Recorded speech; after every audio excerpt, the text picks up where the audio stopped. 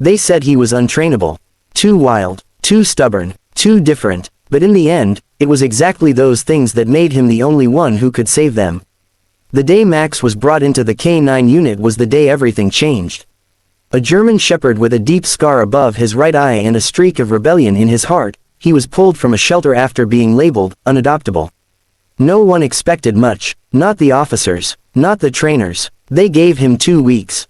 Just long enough to prove he didn't belong. But Officer Jenna Morales saw something in Max the others didn't. She was no stranger to being underestimated. As one of the few women in the force's K9 division, she'd had to fight tooth and nail for every ounce of respect. When Max lunged at the training dummy with reckless abandon, when he refused to heel or follow commands like the other dogs, Jenna didn't flinch. She knelt beside him, locked eyes with the misfit K9, and said, "We'll figure it out. You and me." It wasn't easy. Max chewed through 3 leashes, destroyed a police cruiser seat, and barked so loudly during quiet training exercises that he was nearly expelled from the program. He didn't understand. Wait. He didn't follow protocol. He broke every rule. But Jenna kept showing up. She started training him differently. Less like a soldier, more like a partner. She'd take him out at dawn, run drills in open fields, hide her own scent just to see how he tracked. She noticed he didn't respond to sharp commands but did respond to human emotion. Fear, sadness, desperation. When a child cried on a missing person's recording, Max tilted his head and whimpered. That's when she knew. He didn't need strict orders. He needed a mission with heart. The call came one rainy evening. A storm had knocked out the power in a remote Oregon town, and 2 children, a brother and sister, ages 6 and 9, had gone missing in the dense forest. The search had already begun. Drones, bloodhounds, dozens of volunteers, but nothing. It had been over 36 hours.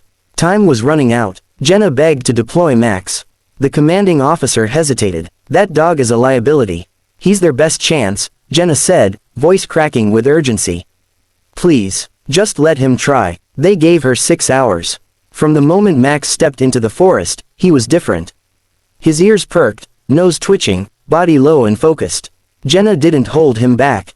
No leash, no commands, just trust. He darted through the trees, paws kicking up wet leaves, tail straight as an arrow.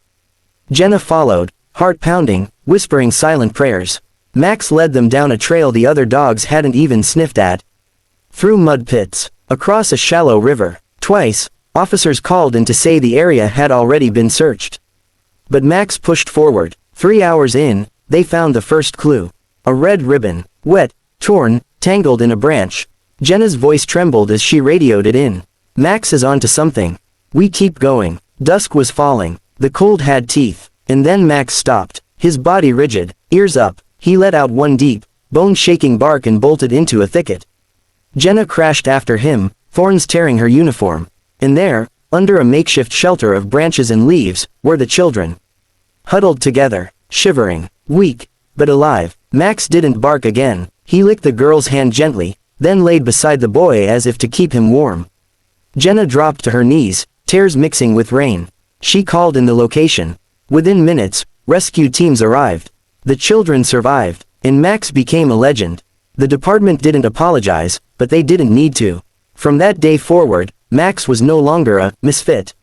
He was a hero. He was trained differently, deployed rarely, but only on the toughest, most hopeless cases. Cases where other dogs had failed. Cases where instincts mattered more than rules. And he succeeded. Again, and again. Max found a teenager hiding from an abusive home, alone in the woods for days. He tracked an autistic boy who couldn't speak and had wandered miles away from his backyard. Each time, Max broke rules, ignored paths, went against protocol, and each time, Jenna stood by him.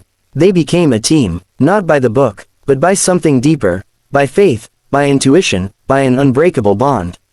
Years later, long after Max had retired, Jenna wrote a letter. She sent it to the new recruits in the K9 program. It read, "Greater than, sometimes, the greatest strength isn't in perfect obedience, but in pure heart.